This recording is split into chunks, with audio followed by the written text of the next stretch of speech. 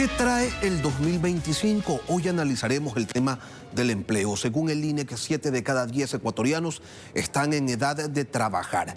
Representan a 13.3 millones de personas. En el indicador de desempleo hay 322.001 ciudadanos con corte a noviembre del 2024, es decir, 28.420 personas más que en el mismo mes del año pasado, cuando la cifra de desempleados era de 293.581 personas. 5 de cada 10 desempleados son mujeres y 3 de cada 10 son hombres. Pero, ¿cuánto gana en promedio la población ocupada en Ecuador? Las mujeres, $40 mensuales, y los hombres, 470, las mujeres $404 y los hombres $479. Tomando en cuenta esto, ¿qué expectativas trae consigo el nuevo año? Vamos a analizar el tema con Carlos Loaiza, expresidente de la Cámara de Comercio de Quito, y con María Luisa Granda, decana de SPAE, la Escuela de Negocios de la ESPOL. Buenos días para ustedes. Gracias por acompañarnos en Contacto Directo. Empecemos con Carlos. Ante el 2025, el verdadero problema del Ecuador es cómo se formaliza ese 62.5% de la población que se encuentra en la informalidad, llamada eufemísticamente subempleo, empleo no remunerado y otro empleo no pleno. Sin duda, Edwin, y buen día y un saludo a la audiencia del programa.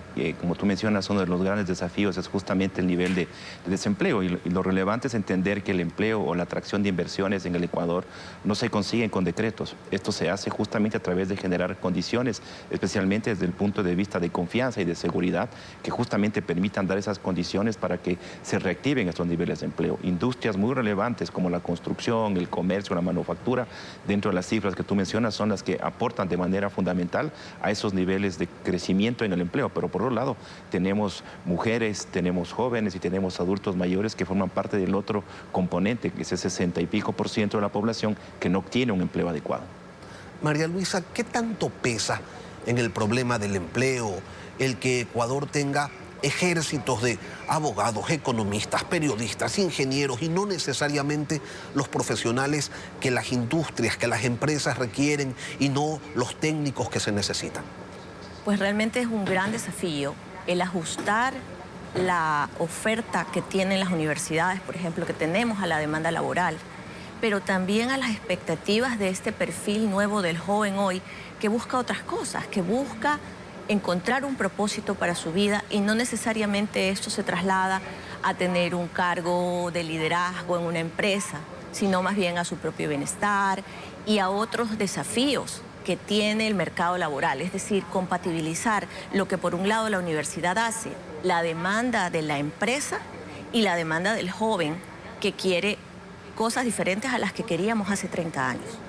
Carlos, ¿por qué no está presente ese diálogo social que la Organización Internacional de Trabajo señala que es fundamental, hiper necesario entre los empleadores, la academia, la sociedad? ¿Por qué no está presente? Y por ende, ¿por qué no se tiene pues la respuesta adecuada por parte de los generadores de empleo y de los formadores de técnicos y profesionales? Lenín, lo que tú mencionas es relevante porque el Ecuador necesita justamente es un periodo de estabilidad, y un periodo de estabilidad toma de 10 a 15 años. Ese es el horizonte en el cual podríamos tener niveles de crecimiento más altos que el nivel de crecimiento de la población, porque esa es una de las principales variables que afectan el crecimiento de las empresas, siendo el sector privado el mayor generador de ingresos. Vemos como las cifras de consumo de hogares, como las cifras de importaciones de materias primas, maquinaria, han reducido en el año 2024, y eso sin duda es una señal de la lentitud con la cual la economía de nuestro país avanza. ¿Qué es lo necesario? Lo que tú mencionas. No puede ser que el futuro del Ecuador esté definido por 2 o 3 voces, por 2 o 3 personas.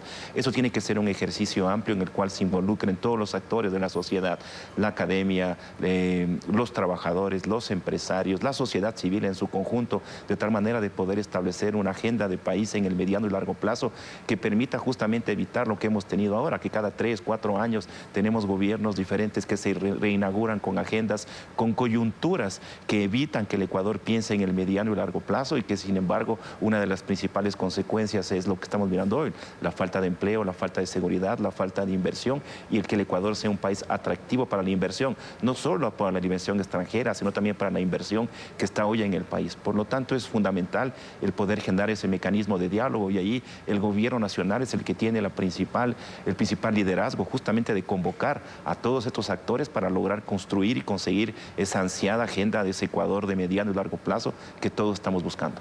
María Luisa, sin ese diálogo social, no con los sindicatos que representan a grupos muy pequeños, sino con la sociedad en su conjunto, ¿puede realmente la academia atisbar las necesidades técnicas y profesionales de un país que, además, como señalaba Carlos, no tiene un plan de mediano y de largo plazo, que no sabe cuál es el horizonte de su desarrollo industrial, que no tiene claro si su modelo es extractivista o turístico o de servicios? Concuerdo plenamente con Carlos en que esto demanda procesos de diálogo. Las universidades estamos justamente cuestionándonos hoy cuál es nuestro rol, cuál debe ser nuestro rol en un mundo donde ya la educación formal, al ir a la universidad, no es necesariamente la única opción. Existen hoy procesos no formales de educación que permiten una inserción laboral rápida del joven, lo cual no es malo. Al contrario, creo que presenta una gran oportunidad. Pero entonces, justamente entender qué necesita la empresa, qué necesita por otro lado el joven, qué es lo que busca. Porque hoy en día tenemos, a inicios del año, según un informe de la Organización Internacional del Trabajo, el 22% de los jóvenes entre 15 y 24 años eran ninis, es decir, no estudian y no trabajan. Y esto obedece, como mencionaba anteriormente, a otros desafíos, a cuáles son sus expectativas, qué es lo que ellos esperan, no lo que la sociedad espera de ellos, no lo que sus padres esperan de ellos, sino qué es lo que ellos quieren. Y entender eso requiere un proceso de diálogo, requiere además poner incentivos para que ellos encuentren en las oportunidades de empleo actuales justamente lo que ellos quieren para su futuro y no tender hacia estas bandas organizadas que actualmente buscan atraerlos. ¿Y eso cuánto tiempo puede tomar? ¿De qué depende? ¿Quiénes son los actores que tienen que involucrarse en esta determinación de comprender los requerimientos de estos jóvenes, de estos niños que se están formando y que cuando ven hacia el horizonte dicen, nada de lo que está allí me interesa? Yo creo que es una tarea de todos. Es una tarea desde las familias, desde el hogar, pero también de la empresa y de su capacidad de ofrecer oportunidades con flexibilidad, que es una cosa que hoy buscan mucho los jóvenes. Y de nosotros las universidades también, de ofrecerles a ellos una propuesta atractiva de carrera, orientada a sus intereses, pero también a las necesidades del mercado y finalmente del gobierno a través de una política pública que articule todos estos esfuerzos, que financie también. Mire los conflictos sociales que se están dando hoy alrededor del mundo justamente en temas de educación superior. Chile ha sido un ejemplo de esta crisis y recientemente en Estados Unidos tal vez no es un tema de educación, pero el homicidio de Brian Thompson, ¿qué le dice a la sociedad estadounidense? De alguna manera es como justamente el reclamo de ellos hacia una industria de la salud que cada vez tiene precios más altos, que para ellos no responde a sus necesidades. Entonces es algo que nos hace pensar mucho, nos lleva a pensar mucho como sociedad ecuatoriana en qué estamos haciendo cada uno desde nuestro rol. ¿A quién le corresponde, Carlos, la determinación de los objetivos del plan país? ¿Es el sector privado el que debe sentarse a pensarlo, a definirlo? ¿O el sector privado se va a mover al son que le toquen y entonces va haciendo camino al andar? Y si sube el precio del cacao, entonces todos se hacen cacauteros. Y si el mercado del camarón se amplía, bueno, pues construyen piscinas hasta en los patios de las casas. Y si se negocia un acuerdo comercial, entonces todos quieren salvaguardas porque el temor les puede más que los desafíos. A todos, Lenin, nos corresponde a todos. Por supuesto, el sector privado es un actor fundamental dentro del diseño de esa estrategia, pero el gobierno nacional tiene una gran responsabilidad. Esa es una tarea del Estado, el poder convocar a todos los actores. El Ministerio de la Producción, por supuesto, tiene un desafío relevante de poder construir esa agenda de mediano y largo plazo que permita unir todas esas capacidades, tanto del sector público como del sector privado, las necesidades de poder un talento calificado a través de la academia. Es muy relevante el que podamos establecer, y como tú decías, el Ecuador ha sido exitoso en el mundo bananero, en el mundo camaronero, hoy tenemos la coyuntura del cacao, pero tenemos que encontrar esas identidades que permitan construir hacia el futuro dónde están esos espacios que permitan el crecimiento del Ecuador para poder generar ofertas de empleo a los ecuatorianos y evitar esta ola de migración, que es obviamente lo que estamos mirando en este año a través del incremento importante en las remesas del exterior. Es decir, tenemos que volver a generar espacios y oportunidades dentro del Ecuador para que nuestros jóvenes puedan mirar que existe futuro, que existen oportunidades de crecimiento y de desarrollo en nuestro país. María Luisa mencionaba el tema de la flexibilidad. Ahí creo que ha faltado la capacidad por parte del Ministerio del Trabajo de poder vender adecuadamente este concepto de flexibilidad, que no significa el perder derechos adquiridos, que no significa el perder ese tipo de beneficios, no, al contrario, generar oportunidades cumpliendo, por supuesto, con la ley y acabar con todo este tema de desempleo, que sin duda es algo que va a hipotecar el futuro de nuestro país, el futuro de las nuevas generaciones, que son fundamentales para construir esas nuevas opciones de crecimiento y desarrollo dentro del Ecuador y no fuera del Ecuador. En el 2025, María Luisa, vamos a ver quizás a un país que se apalanque en estos distintos boom productivos que tiene, porque a ver, el boom petrolero no generó una industria petroquímica, el boom bananero no generó una industria de alimentos procesados de banano, el boom camaronero tampoco ha generado pues un crecimiento importante en cuanto al desarrollo de conocimientos técnicos acuícolas, o al menos no se lo ve. Entonces, ¿qué es lo que hace falta para que en el 2025 todos estos amplios desarrollos de negocios sean acompañados con, no sé, con una presencia técnica, profesional, que haga industria y no solamente seamos exportadores pues de materias primas? Bueno, sectorialmente hablando, sí, el tema de la agroindustria y de la potencialidad que tiene el uso de herramientas tecnológicas para la agroindustria puede ser una excelente oportunidad para el talento. Efectivamente, también hay sectores como el turismo que han sido muy discutidos con relación al potencial que tienen para Ecuador, justamente. Yo creo que el tema de economías verdes también es clave. Hoy en día todo el tema de sostenibilidad, la problemática de cambio climático y la demanda que existe de diferentes sectores, no solamente pensándolo, como usted decía, de banano, o de rosas o de camarón, sino como cadena de valor. Porque, por ejemplo, las empresas que hoy satisfacen necesidades como la parte logística, como temas de servicios, de empaque, de diseño, en general tienen mucha necesidad de joven talento, obviamente con las habilidades correctas, con habilidades digitales, con habilidades blandas también para el trabajo. Entonces, yo creo que si lo pensamos como cadena de valor y como oportunidad también de crear nuevos emprendimientos, que es algo que ya hemos discutido y que hoy tiene sus desafíos, pero que también existe. Y con esto les quiero dejar planteada una pregunta que la van a responder luego del corte comercial. ¿Cuáles son los empleos del 2025? Al volver luego del corte comercial continuaremos con el análisis de 2025 desde la perspectiva de la contratación, de la empleabilidad del mercado laboral. Ya volvemos. Retomamos el diálogo con Carlos Loaiza y con María Luisa Granda. Con ellos estamos revisando las perspectivas del 2025 en materia laboral. Carlos, si se avisora, según el Fondo Monetario Internacional, un cambio de los tributos temporales en permanentes y una reducción de los incentivos llamados gasto tributario, ¿se puede prever un escenario favorable para un incremento de contrataciones? ¿Se puede pensar en que el 2025 sea un año con más empleo? Lenín, bueno, tenemos la incertidumbre del primer trimestre de las elecciones. O sea, yo te decía al inicio que lo fundamental es tener confianza. Entonces, tenemos hoy por hoy una expectativa de lo que pasará en el Ecuador luego de las elecciones que se darán en los primeros meses del año y luego esperar de que efectivamente no tengamos variables externas como los cortes de energía, que sin duda han sido otra de las variables que ha detenido el crecimiento de la población.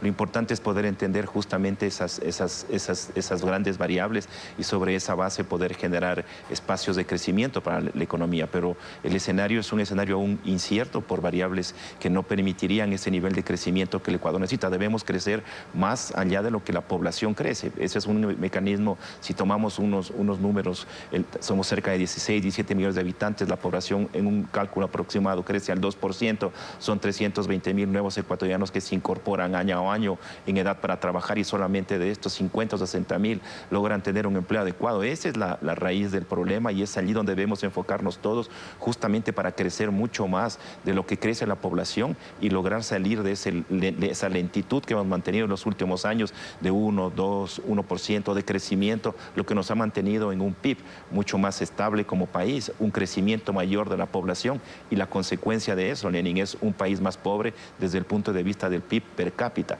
Si a esto le sumamos medidas que justamente lo que van a conseguir es reducir mucho más esa liquidez, esa posibilidad de las empresas de poder invertir, pues simplemente lo que hacen es limitar mucho más los espacios de crecimiento y de generación de empleo desde el sector privado, que es el mayor generador de empleo adecuado en el país. ¿Y cuáles son esos cambios claves, Carlos, que deberían ejecutarse sí o sí, si es que se quiere un 2025 con más trabajo?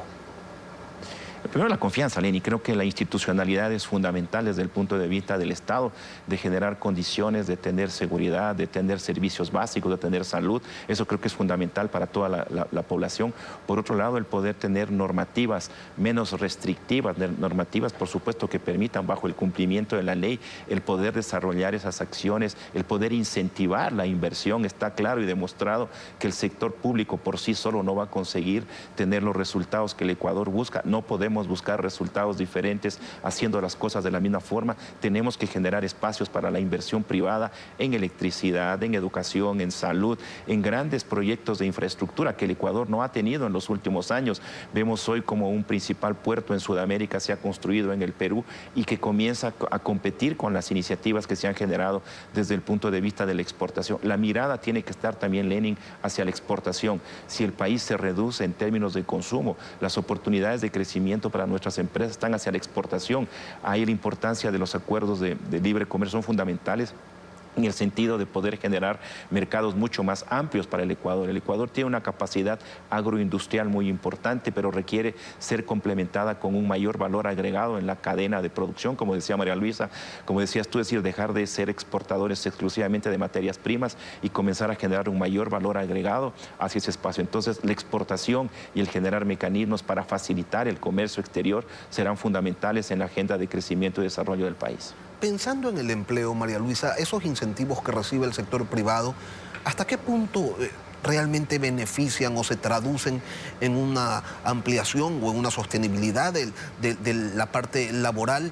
¿O hasta qué punto terminan distorsionando la dinámica empresarial, creando escenarios falsos de competitividad y de eficiencia? Bueno, en realidad creo que el tema de reforma laboral se ha venido discutiendo ya por mucho tiempo, ¿verdad? Es importante que entendamos, como decíamos, las necesidades desde cada uno de los sectores. El sector privado ha venido demandando flexibilidad, ha venido demandando esquemas que les permitan ajustarse y responder a la crisis o al estancamiento que enfrenta la economía ecuatoriana. Pero por otro lado, el joven o el empleado ya establecido tiene también necesidades y oportunidades que enfrentar. Entonces, en la medida en que la legislación responda a un buen entendimiento de la perspectiva de cada uno, puede irse implementando, sobre todo tal vez de manera, no como usted decía, tan variable, tan volátil, que no, al final del día pues no nos genera nada, pero sí de una forma un poco más sistémica, de una forma un poco más sostenida en función de las tendencias globales que también observamos. El escenario actual de crisis, de inseguridad, de cortes de energía, tampoco ha permitido que el empleo pueda florecer, por así decirlo. Tenemos desde el año pasado, mirando las cifras, noviembre de 2023, noviembre de 2024, realmente hay un estancamiento. Pero no florece con cortes de energía, y sin cortes de energía tampoco. El Ecuador es un país que pasa, salta de crisis en crisis. Entonces, el escenario perfecto, la verdad es que no ocurre nunca. ¿Cómo poder, o qué es lo que se tiene que hacer para, pese a esas crisis, generar una dinámica de contrataciones que permita ir superando este problema? El problema del empleo, o del desempleo más bien, es un problema complejo. Y en esa línea requiere de cambios estructurales. Como ya lo decía Carlos, el diálogo y la política pública diseñada en función de este problema justamente requiere soluciones de ese tipo, que no se van a ver de un año a otro. Hablábamos hace un momento, bueno, vamos a ver aumentos del empleo en el próximo año, pues no podemos cambiarlos de un año para otro, pero sí podemos trabajar con herramientas de política pública que permitan en el mediano plazo ir encontrando nuevas dinámicas de empleo dentro de las empresas, y además que las personas podamos irnos capacitando. También hablábamos de los empleos del futuro, decíamos vamos a hablar de eso en un momento, pero ya sabemos qué es lo que tenemos que hacer. Tal vez es cómo llevamos a la gente a tomar esas decisiones a través de la política. Carlos, según cifras oficiales del INEC de noviembre, en el sector urbano 5.300.000 personas tienen empleo.